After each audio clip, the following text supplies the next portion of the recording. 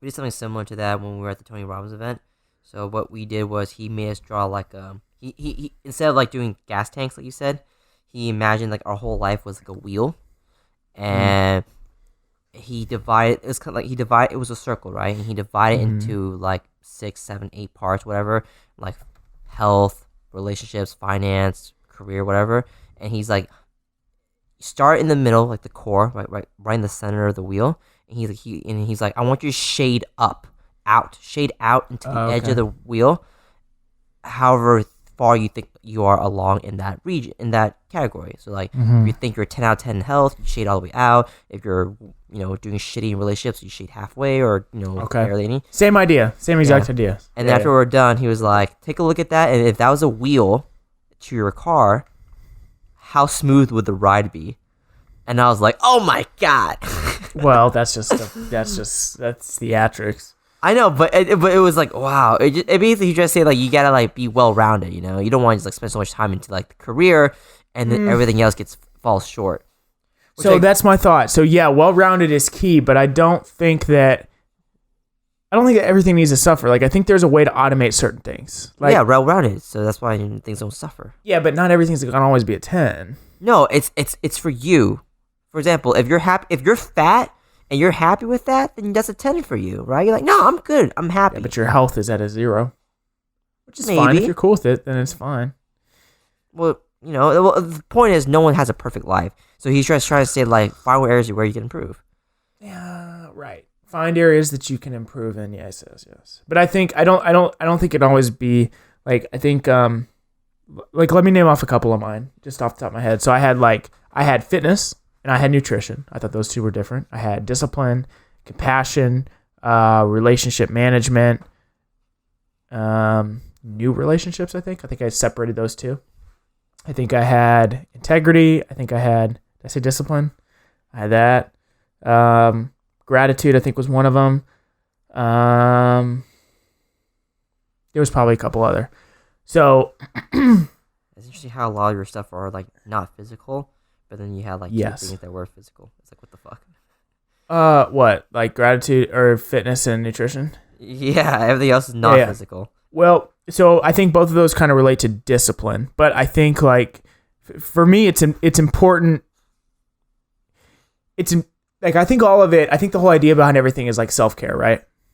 That's why you like kind of look internally. So like, I'm not relying on other people to be like, hey, you need to do more of this, you need more of that. I try to get ahead of the curve, try to catch things before other people notice them, right? So I think like a fitness thing, if I wait until someone says, hey, you're looking not healthy to start doing something, then I'm missing out, So I feel like keeping, like if I'm at peak physical condition, I would say that's a 10. And then if the next month I'm in better shape, it's still a 10. Like it's the best of the best, right? And if like nutrition, if I'm like really good with what I put in my body, I'd say that's 10, right? And if I get better at it, it's still a 10. But if I know that, and the way I judge this is in my mind when I'm rating this stuff, I've had a level of a 10 on every single one of those items at some point in my life. So I base the top, the best I could be, not off potential, but off of what has happened in the past. Okay. Which I think is probably a fair thing. Because I think all of that is just an effort thing. I have control over everything there. So if I can give maximum effort in all ways, then I should be a 10 at everything. May not be sustainable. So in my mind, how do I automate things here, right? Well, you and I both know that, the whole momentum thing, right? If we think about it as physics, it's the same thing, right? So once you start picking up momentum, it's easier to maintain it. It's easier to stay in shape than it is to get in shape. And I think that's the same with any sort of character trait, right? So if you're really, really good with your discipline, like the shit that you do, when something's hard for you to do and you don't want to do it, you like it because it's like a challenge, right? So you get in that mindset, it's harder to fall out of being disciplined, right?